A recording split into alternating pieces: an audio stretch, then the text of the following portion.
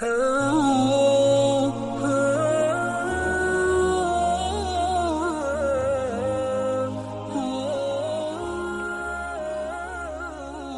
হামদুলিল্লাহি নাহমাদুহু ওয়া নুসাল্লি আলা রাসূলিহিল কারীম, আম্মা বাদ। সম্মানিত দর্শক, আসসালামু আলাইকুম ওয়া রাহমাতুল্লাহ।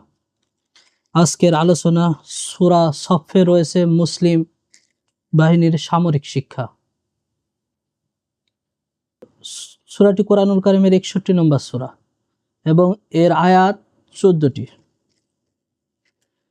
সূরাটির অর্থ সফ অর্থাৎ সারিবদ্ধ সেনাদল, মুসলিম সেনাবাহিনী।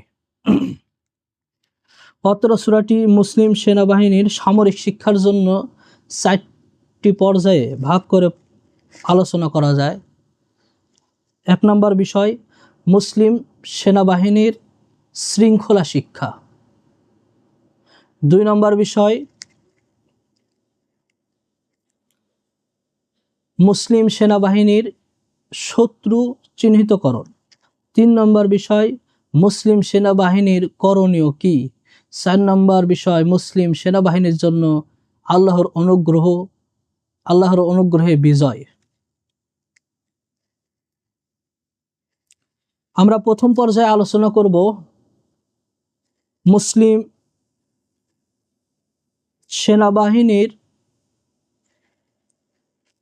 সেনাবাহিনীর শৃঙ্খলা শিক্ষা। আল্লাহ সুবহানাহু ওয়া তাআলা বলেন, আউযু বিল্লাহি মিনাশ শাইতানির রাজীম, বিসমিল্লাহির রহমানির রহিম। সাবহা লিল্লাহি মা ফিস সামাওয়াতি ওয়া মা ফিল আরদ ওয়া হুয়াল আজিজুল হাকীম। ইয়া আইয়ুহাল্লাযীনা আমানু লিমা তাকুলুনা মা লা তাফআলুন কাবুরা মাকতান ইনদাল্লাহি আন তাকুলু মা লা তাফআলুন ইন্নাল্লাহা ইউহিব্বুল্লাযীনা ইউকাতিলুনা ফি সাবিলিহি সাফফান কাআন্নাহুম বুনিয়ানুম মারসুস। অর্থাৎ সূরা সফের 1 থেকে 4 নম্বর আয়াতে আল্লাহ সুবহানাহু ওয়া তাআলা মুসলিম সেনাবাহিনীর শৃঙ্খলা শিক্ষা দিচ্ছেন। শৃঙ্খলা শিক্ষার প্রথমেই আল্লাহ সুবহানাহু ওয়া তাআলা পবিত্রতা ঘোষণা করছেন এবং শৃঙ্খলার সঙ্গে আল্লাহ সুবহানাহু ওয়া তাআলা সকল সৃষ্টি আল্লাহ তাআলার পবিত্রতা ঘোষণা করেন। এই বিষয়টা আল্লাহ সুবহানাহু ওয়া তাআলা উল্লেখ করছেন। সুবহানাল্লাহ।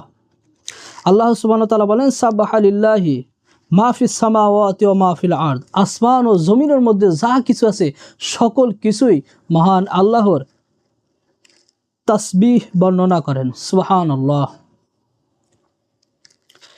এখানে সকল কিছুই যেহেতু আল্লাহ সুবহানাহু ওয়া তাআলার তাসবিহ গণনা করেন, অর্থাৎ এই বিষয়গুলো সকল কিছুই সুশৃঙ্খলতার সঙ্গে চলছে এবং পরিচালিত হচ্ছে, এটাই তার প্রমাণ যে আসমান জমিনের মধ্যে যা কিছু আছে, গাছপালা, তরুলতা, পাখি, পশু যা কিছু আছে সকল কিছুই আল্লাহ সুবহানাহু ওয়া তাআলার পবিত্রতা ঘোষণা করে। আর সকল কিছুই একত্রিত আল্লাহ তাআলার পবিত্রতা ঘোষণা করার মানেই হচ্ছে এই সকল কিছুই চলছে সুশৃঙ্খলভাবে। সুবহানাল্লাহ। আর সেই শৃঙ্খলতাই আল্লাহ তাআলা সর্বপ্রথম শিক্ষা দিচ্ছে, যেহেতু যা কিছু আছে আসমান জমিনের মধ্যে সকল কিছুই শৃঙ্খলতার মধ্যে চলাচল করে, সেহেতু যে সফ অর্থাৎ সারিবদ্ধ সেনাদল বা মুসলিম সেনাবাহিনী, এদের শৃঙ্খলতা শিক্ষা লাগবে সর্বপ্রথম। তাছাড়া আল্লাহ সুবহানাহু ওয়া তাআলা বলেন, ওয়া হুয়াল আজিজুল হাকীম। কেন এই শৃঙ্খলতা? আল্লাহ সুবহানাহু ওয়া তাআলা শিক্ষা দিচ্ছেন এবং আল্লাহ সুবহানাহু ওয়া তাআলার শিক্ষা যে চূড়ান্ত শিক্ষা, সেই বিষয়টা আল্লাহ তাআলা উল্লেখ করছেন যে কেন ওয়া হুয়াল আজিজুল হাকীম, তিনি পরাক্রমশালী। শুধু পরাক্রমশালী তা নয়, বরঞ্চ সকল বিষয় তিনি প্রজ্ঞা সম্পন্ন, সকল বিষয় তার জ্ঞান আছে। সুতরাং তিনি সুষ্ঠুভাবে সুশৃঙ্খলভাবে গোটা বিশ্ব পরিচালনা করছেন। সেজন্য মুসলিম সেনাবাহিনীর জন্য একমাত্র আল্লাহ সুবহানাহু ওয়া তাআলাই শৃঙ্খলতার শিক্ষা, সুশৃঙ্খল সেনাবাহিনীর সুশৃঙ্খল শিক্ষা দিতে পারেন।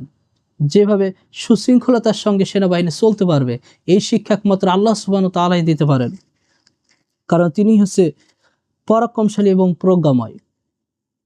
পরে আল্লাহ সুবহানাহু ওয়া তাআলা বলেন, ইয়া আইয়ুহাল্লাযীনা আমানু লিমা তাকুলুনা মা লা তাফআলুন কাবুরা মাকতান ইনদাল্লাহি আন তাকুলু মা লা তাফআলুন।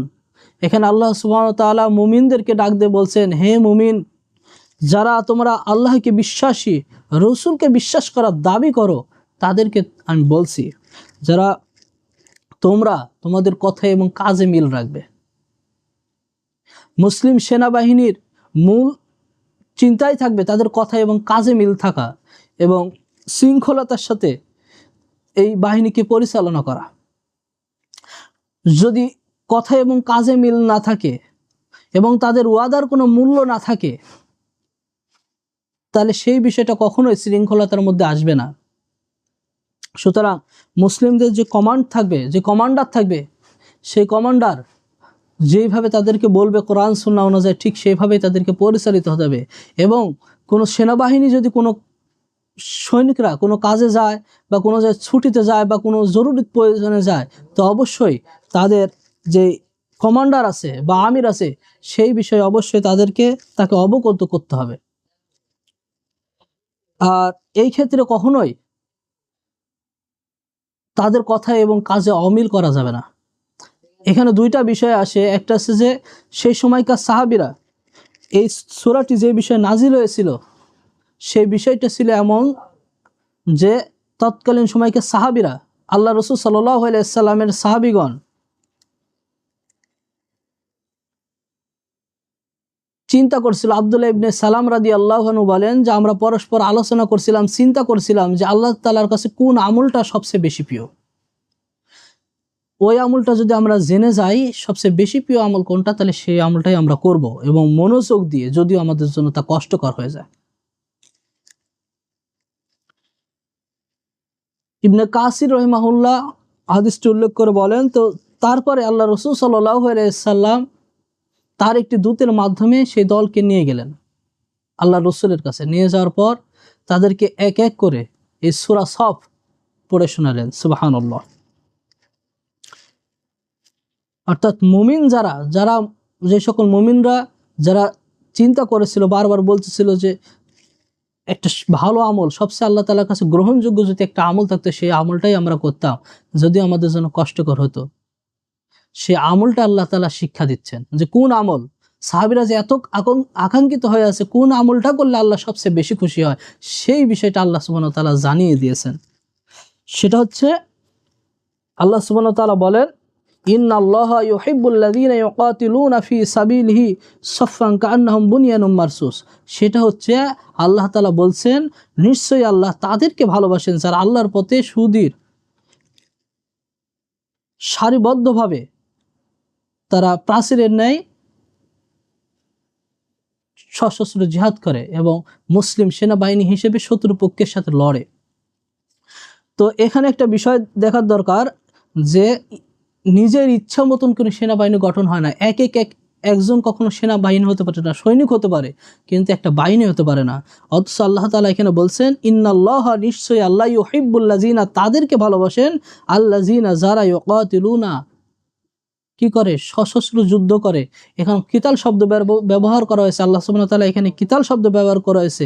এর দ্বারা শুধু জিহাদকে প্রচেষ্টা হিসেবে নিয়ে এখানে সংগ্রাম অর্থ করে মিছিল মিটিং করে এটার অপব্যাখ্যা ছাড়া কিছু হবে না।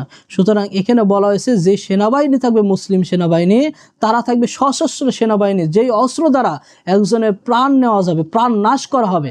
কতলের সংজ্ঞা হলো যেই জিনিস দ্বারা যা দ্বারা প্রাণ নাশ করা হয়, প্রাণ নাশকে কতল বলা হয়। সুতরাং এখানে বলা আছে ইউকাতিলুনা ফি সাবিলি, যারা আল্লাহর পথে কতল করে, আল্লাহর পথে তারা কি করে, কতল করে এবং আল্লাহর পথে সশস্ত্র যুদ্ধ করে। এই সেনাবাহিনীর কথা বলছে। এদের বৈশিষ্ট্য কি হবে? সফাং, তারা হবে সারিবদ্ধ।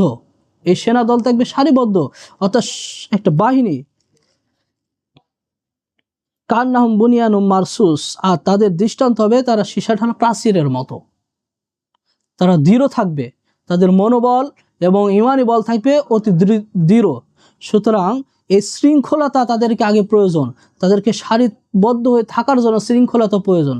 যদি তারা শৃঙ্খলতা সম্পর্কে না জানে, যদি তারা শৃঙ্খল সাথে না থাকতে পারে, তাহলে এই মুসলিম সেনাবাহিনী কখনো সারিবদ্ধভাবে থাকতে পারবে না এবং তাদের মধ্যে সে দৃঢ়তাও থাকবে না।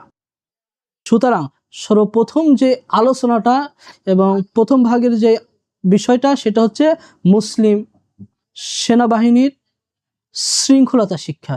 সুতরাং সূরা সফের 1 থেকে 4 নম্বর আয়াতে মুসলিমদেরকে আল্লাহ সুবহানাহু ওয়া তাআলা শৃঙ্খলতার শিক্ষা দিচ্ছেন। আগামী এই শৃঙ্খলতা বিষয়টা নিয়ে আমাদেরকে আরও ভাবতে হবে এবং এই বিষয়টা নিয়ে অবশ্যই আমাদেরকে আনুগত্যে দৃঢ় থাকতে হবে, যেন আমরা মুসলিমরা কখনোই একে অপরের সাথে বিচ্ছিন্ন না হই এবং শৃঙ্খলাবদ্ধ হিসেবে থাকতে পারি। আর একটা বিষয় হচ্ছে এখানে বলছে ফি সাবিলিহি, এখানে ফি সাবিলিহি বা ফি সাবিলিল্লাহ, আল্লাহর পথ। এখানে অনেকেই কিন্তু আল্লাহর পথ বলতে একটা বিষয় বোঝে, আল্লাহর পথ বলতে বোঝে যে আল্লাহর পথে একদিন বা এক রাত অতিবাহিত করা, আল্লাহর পথে চিল্লাতে বের হওয়া, 40 দিনের চিল্লাতে, 3 চিল্লাতে, জীবন চিল্লাতে, বিভিন্ন চিল্লার কথা বের করেছে। আসলে আল্লাহর পথ বলতে কখনো এই জাতীয় চিল্লাকে আল্লাহ তাআলা বোঝায় নাই। এবং 4 ইমামের, ইমাম আবু হানিফা রহিমাহুল্লাহ, ইমাম মালিক রহিমাহুল্লাহ, ইমাম শাফি রহিমাহুল্লাহ এবং ইমাম হাম্বল রহিমাহুল্লাহ, 4 ইমামের একই মত যে ফি সাবিলিল্লাহ অর্থ আল্লাহর পথ বলতে শুধুমাত্র জিহাদকে বোঝায়, যা আল্লাহ তাআলার পথে সশস্ত্র জিহাদ করাকে বোঝায়। আর ইমাম আহমদ ইবনে হাম্বল রহিমাহুল্লাহ বলছেন যে এটা আল্লাহর পথ বলতে জিহাদ, ফি সাবিলিল্লাহ বলতে আল্লাহর পথ বলতে যুদ্ধ বোঝায় এবং হজ করাকে বোঝায়। সুতরাং এই বিষয়টাই হচ্ছে সঠিক যে যখন ইসলামী শাসন ব্যবস্থা, ইসলামী ইমারত, ইসলামী খেলাফত থাকবে না, তখন সকলের জন্যই জিহাদ, ফি সাবিলিল্লাহ বলতে আল্লাহর পথ বলতে আল্লাহর পথে যুদ্ধ করে ইসলাম বিজয় আনার চেষ্টা করেকে বোঝায়। এটা 40 দিন, 42 দিন, 30 দিন, 3 দিন টুপলা নিয়ে বিভিন্ন জায়গাতে চিল্লা করাকে বোঝায় না। আর যখন ইসলামী খেলাফত প্রতিষ্ঠিত হবে, ইসলামী ইমারত প্রতিষ্ঠিত হবে, তখন সেই ইমারত বা খেলাফতের অধীনের মুসলিমদেরকে হজে যাওয়ার জন্য যে পথটা অতিক্রম করা হয় সেটাকে বলে ফি সাবিলিল্লাহ, অর্থাৎ হজে যাওয়ার পথকে। সুতরাং এই দুইটা বিষয় আনা হবে এবং এটার প্রেক্ষাপট অনুযায়ী এই দুইটা ব্যাখ্যা ব্যবহার করতে হবে। তা ব্যতীত অন্য কোনো অপব্যাখ্যা ব্যবহার করা যাবে না। আল্লাহ সুবহানাহু ওয়া তাআলা সেই বিষয়গুলো আমাদেরকে বুঝে আমল করার তৌফিক দান করুন। আল্লাহুম্মা আমিন। আগামী পর্বে আসছে যে মুসলিম সেনাবাহিনীর শত্রুকে চিহ্নিতকরণ, এ সম্পর্কে আগামীতে আলোচনা করা হবে ইনশাআল্লাহ। আসসালামু আলাইকুম ওয়া রাহমাতুল্লাহ।